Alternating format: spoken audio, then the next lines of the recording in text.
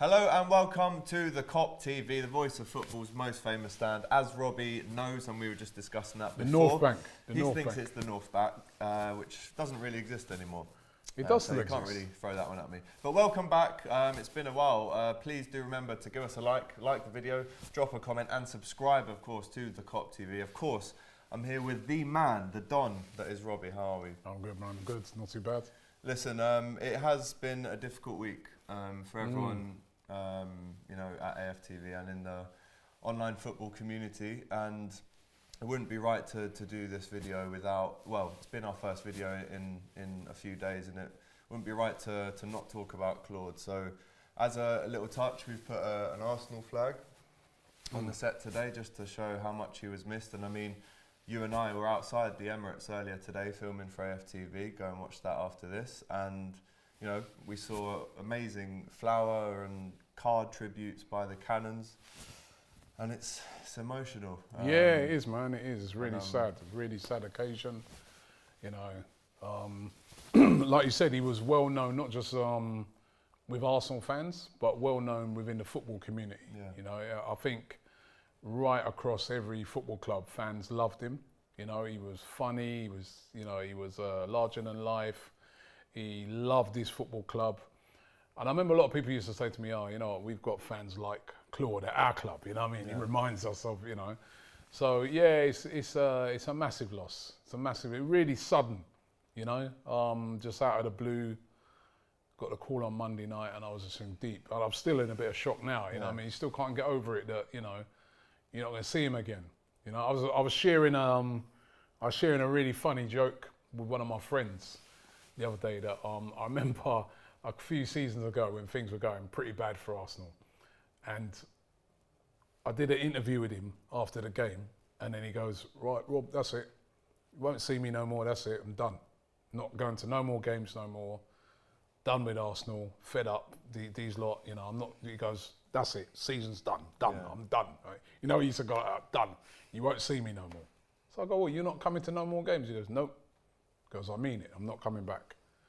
So I said, okay, boy, that's a bit harsh, but all right. And then the very next game, I walk into the ground, who do I see? Claude. I go, I thought you said you ain't coming back. He goes, oh, I can't not do without these lot, mate. How can I do without this? You know what I mean? He loved Arsenal, even though like sometimes he might have a little moan up or whatever, but he's moaning up because he loved the club so much. And to see all the nice messages and that the people have been sending him from all these various different clubs, I think it's been really nice. And I know his family have been very... You were with the family very recently, weren't you? Yep. I was with the family yesterday, you know, and, you know, obviously it's a really hard time for them, you know, and they're very appreciative of all the kind messages and the amount of people that have reached out to support and help them. So, yeah, it's a tough time for them because anytime you lose a loved one and it's sudden, it's really horrible, you know? Yeah. But yeah, but thanks to everybody. Thanks to everyone. It has been, I know that's helped them a lot. But of course, you know, there's funerals and stuff I had to arrange. Well, this is what I was going to say next. Another tough. They have set up a GoFundMe page. Yep, they are. They and anybody who contributes to that, you know, that will go towards funeral costs, etc., etc. So anybody who wants to go and also leave a message on there as well. Because as I said, the messages have been very, very comforting for the family. Yeah. So for everybody getting behind that, thanks for you for getting behind that as well. That's fantastic. Yeah, I mean, you know, Arsenal themselves tweeted their condolences and... Yeah, that was nice. That was nice of the club to do that, you know. You know, real classy touch. It was, and as I said, he would have loved that. He would have loved that, you know. He loved the club, man. He loved Arsenal. Yeah. You know? And he loved football. And he loved talking about football, you know, so, yeah. I remember my story with Claude when I was knocking about the old office for whatever that you used to have, knocking in and out of there, and I'd see Claude in there, and it was just on our run to, you know, becoming champions, and he put his arm around me during the pandemic as well, so I was a bit like, oh, that's friendly. And he said, you lot will walk it this year, mate. And he had a big smile on. And whenever he was talking about football, whatever he was, whether it was happy or sad, there was always passion. And that's what the football game is all about. So passion, real passion. He showed that at all times. Yeah. You know. And hopefully we can all take part in. I know AFTV are thinking about it as well. With some sort of minute of silence before that. If the club don't do it officially, obviously everyone will be doing it. Yeah, I mean, we're thinking like a minute of applause. Yeah, well, more than silence, because, you know, I know you were a silent guy, you know what I mean? So I think a minute of applause, you know, before the game, you know, if you're at home, wherever you are, just a minute of applause for Claude. That'd be a really nice touch. 100%, man. Well, listen, RIP to Claude. It's a horrible, sad loss. I think the video I saw when he was talking about how you've changed his life over the last, you know, so many years, and that hit me. Yeah, but you know what? He changed my life as well. You know what I mean? Because he was such a character. You know, he was a regular contributor on AFTV. He did so much for, you know, on the channel, and you know, it's just a sad occasion. It's just generally a sad occasion when you lose somebody like that. You know, and somebody like that's a very unique person, you know, so yeah, it's such a shame, man.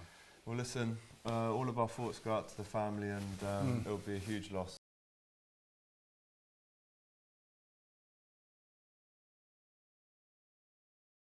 Right then, we have got other business to discuss, and that is the big game on Saturday night. A game that's actually been moved day and time about 3 times. It was Saturday at 3, Sunday at 4:30, now Saturday 8 o'clock. It's crazy. I mean, it's just madness how people... It's a thing now, isn't it? Because obviously there's no fans, so they can move it about, but bloody hell. They're taking liberties, to be fair. You just don't know what time you're working if you're a footballer, do you? You don't know what time you're getting off work. Right, so it is a big game. Listen, we lost at the Emirates last season. I spoke to you outside the Emirates again for that game with troops, and I predicted a win. We were on the way to 100 points, and you definitely... We put a stop to that. Stop that. Because even if we'd have drawn that game, we would have got 100 points. So you did well last season. How do you see this one on Saturday night? And do you think that there's going to be any maybe hangover from the international break with a few players? Yeah, that's it. You know, it's a really hard game to call because of the international break, you know? It kind of skewers things a bit, doesn't it? When you've got that international break. Yeah, you know what I mean? So you don't know what players are going to come back like. And this been an international break is a very different one as well, because normally an international break, you probably have one friendly in there, then one proper game, then you're back. That's it. This one, you've had 3 World Cup qualifiers in it, so that, you know, for a lot of teams. So that's 3 games where you've got to really go for it. You know what I mean? There's no, you know, making a point to it, changing a team at half time, and so, you know, you don't know what players are going to come back like. I mean, just before the international break, you know, Arsenal, they had that fantastic comeback against West Ham, being 3-0 down. Yeah, it was and, impressive. you know, I think there was a lot of, I don't know, a lot of the players would have felt good about that, because, you know, even though it was a shocking to go 3-0 down, but the comeback, the spirit, the fight, the character, you know, that sets you up for the next game, you know what I mean? And I think it would have been perfect to then go straight into the Liverpool game after that. But now that we've had a bit of a break, who knows what really is going to happen. But one thing I would say, the Arsenal that played Liverpool earlier on in the season compared to the Arsenal now, 2 different teams. The Arsenal team now is much better. You know, I think bringing in Odegaard, Smith Rowe, we finally found the players that can play in that sort of number 10 creative position. We've also got a lot of players fit now, which is, I know you guys have been suffering with a lot of players not being fit. We've had an ongoing problem with fitness throughout the season as well. But now, over the last couple games, we've got like a full squad. Probably Saka might be a bit of a doubt, but almost everybody else... He had to withdraw from England. Yeah. But almost everybody else is fit and ready to go, you know? So, you know, that means like a guy like Thomas Partey will come in, you know, Tierney's been looking good. Yeah, has been. And as I said, Odegaard has been a really good signing on loan. Was there a sign of maybe an injury for Odegaard? Yeah, he came off for Norway, but the talk is that he should be all right. It looked like a bit fingers of a roll, crossed. Ankle roll. Yeah, but the fingers crossed he should be okay. But even if he doesn't start, you got like Emil Smith-Rowe who can go into that position as well. Who's done brilliantly when he's played in that position. So I think we'll offer a lot more going forward than what we did. I felt that when we played Liverpool, we were too tentative. Was this in the league at Anfield? Yeah, earlier on in the season. Was it 3-1? Yeah, 3-1. It's Jota got that late goal, you know what I mean? I thought we were too tentative in that game. We were a bit frightened in that game, really. I didn't, you know, I was like, even though we had chances, I remember Lacazette had a chance, and we had chances to possibly get a draw out of the game. But I think it's a better Arsenal that you're going to face now. So it's going to be really interesting to see how it pans out. And we've got a decent record against Liverpool at home. Yeah, no wins for Liverpool at the Emirates since 2016. I think that was the first day of the season, 4-3. That was a crazy game. I remember that game, Coutinho scored, I genuinely think, one of the best Premier League free kicks in that game. Yeah, so no luck since then, really. A lot of draws. You obviously beat us last season. I mean, how do you think you're going to line up for this one? We mentioned your line-up prediction on AFTV. I think you've got to go for it at home, don't you? Yeah, well, I think we've got to go for it anyway at home. I was wondering to myself, will he bear in mind, will he have in his mind the fact that we've got the Europa League game against Slavia Prague? Yeah, tough game that. Big game. Really, that's why our season really rests on those Europa League games. If we could win that, we could be back in the Champions League. But then I look on it and I say, well, the game's on Saturday, and that game's not till Thursday, so there's ages to that game. Yeah, so it's true. You don't really need to be resting loads of players. So I think he'll go strong. I think. Well, you mentioned you think Emil Smith-Rowe and Odegaard will both play. I think he might go. He's been liking to go with both of them, like playing Smith-Rowe out on that left-hand side. He's got a lot of energy and that, which you're going to need, obviously, with your attacking threat. You know, also he can stop the runs of the full-backs. So that's why I get a feeling Smith-Rowe could play out on the left. You know, if Saka's fit, maybe Saka out on the right, Odegaard through the middle, and then either Lacazette or Aubameyang up front. The back line, I think Kieran Tierney, you know, it's just who plays at right back. Chambers played really well in the last game against West Ham. And it's hard to drop him. But then wasn't he? Yeah, Cedric did well on international duty and has been playing well. Then you got, of course, you've got Bellerin. So who do you play out of them lot? Because Chambers, does he deserve to get dropped? Plus, he hasn't had no international duty. He'll be fit, fresh. You got Gabriel. I don't think he's been away on international duty. He's been very, very good this season. Luiz has been a lot better this year, you know. And then in the midfield, I guess, you know, if they're both fit, Partey and Xhaka. So it's a lot better Arsenal now. I think it's going to be a really good game. We're very wary, obviously, of the threats of Mane. Always turns up against us. You say that. Salah and Jota now is this guy. Firmino as well. Do you know what? All of our strikers do fancy themselves against Arsenal. But I think over the years, you know, especially the last few years, we've been a soft touch sometimes, especially at Anfield. Yeah. But I think it's a more resilient team. The tides are turning. Tides are turning a bit. You know, I know Liverpool have been had a really disappointing season. But I'm just looking at it and thinking, you know, we can beat you. We can beat you. We've got enough. We've got the tools to beat Liverpool. There's been a lot of teams that have showed how to beat Liverpool this season. And then last season, towards the end of the season, remember we beat you in that. We then beat you in the Community Shield. I know you can't fully go for that, you know. So it's anybody's really. I don't think that's a game where you look on it and say, you know, not many teams come to the Emirates and turn over Arsenal.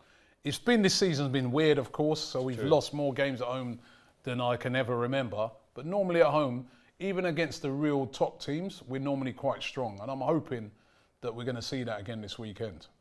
Very interesting. I think definitely in the last few games, the tide has turned. I mean, I don't think you won against us for 5 years. And then that league win last year was kind of maybe a shifting momentum of this rivalry that it is. I mean, it's a bit of a friendly rivalry. I think both clubs definitely respect each other. Yeah. It's definitely that mutual respect there. And I think, ask any Liverpool fan out there who they prefer over Arsenal, United, Chelsea, Spurs, Arsenal. It's definitely Arsenal, to be honest. No, I've got a lot of respect for Liverpool, man. I mean, I think the way in which they... we're still currently Premier League champions until... I did have a lot of respect for Liverpool until you started reminding me about all the European Cups and... but no, listen, you've got to respect Liverpool. You know what I mean? Especially the way in which they won the league last season, the past couple of seasons. Klopp's one of those managers that almost impossible to hate on as an opposition fan unless you're a United fan. You know what I mean? You know, and I like I like his style of football. I like the fact that he comes to attack. He comes to play football. He's not a park the bus guy. You know what I mean? I like that. You know what I mean? And I think he's suited Liverpool well. It's not gone very well this season. I'm just wondering, there's a few teams sussed Liverpool out a bit. This is how you play against Liverpool, and I've had a bit of joy in that way. But there's still that attacking threat that you guys have that is as good as any team around. And if you're not on it, if our defenders are not on it on the day, doesn't matter what your defence does, we'll get sorted. So we've got to play to our best. And that's what I'm saying. I'm finding it so hard to work out how it's going to pan out because of the break that we've just had. Because tough one. Yeah, it's a different one to call. Normally we'd be playing Tuesday, Saturday. You'd have a good idea of how it's going to go. But because we don't have that knowledge, for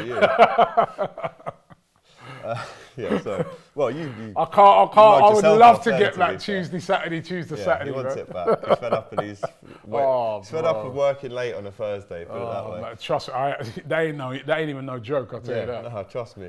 But yeah, it's a tough one to call. I'm going to go with 3-2 Liverpool, just because I think it could be such a mad game because we have no idea about recent form really on a club level. I think it could be a bit of a mental one, and it's 3-2. I'm sticking with you saw what happened at the stadium. I was going with 2-1 and that dog turned up. Oh, yeah. The dog turned up and it came twice. He dropped 3 balls down, so Robbie was like, right. 3-1 to Arsenal. You'll see that, actually. Yeah. I'll go with the dog. We did get, I wouldn't say, it was a nice attack. It wasn't an attack at all. It was a nice, fluffy attack. The dog just came to remind me. Dogs. Right, there's your score prediction. There's mine.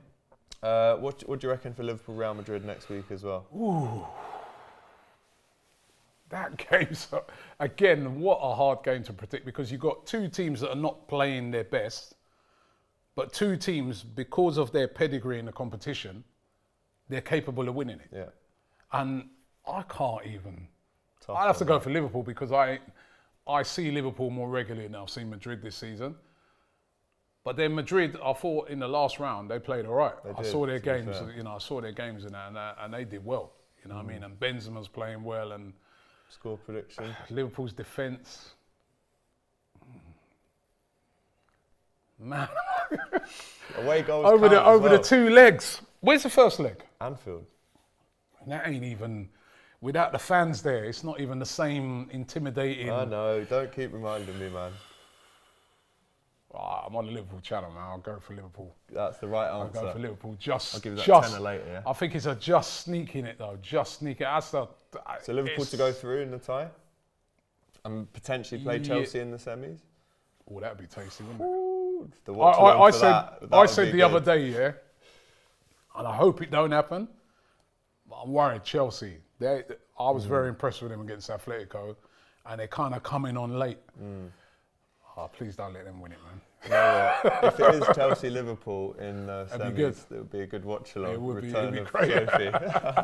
Right, bro. Thank you so much for having me on your channel today. Man. Thank you, bro. All the best. And thanks for all those messages about Claude and all the Liverpool fans who've been getting behind it as well. Thank you very much. Really appreciate it. We're both negative as well, by the way, COVID. Yeah, so at the moment. You are allowed to. I don't know if. Anyway, don't listen to me. I'm not a doctor. I've had a jab. Yeah, exactly. And I'm negative anyway. Like, comment, and subscribe to the Kop TV. Go and watch AFTV as well as we play Arsenal this weekend in your bits. Take care. We'll see you soon. Subscribe. Whoa. Just before you go. Don't forget, give us a like, drop us a comment and subscribe to the Kop TV. The voice of football's most famous stand.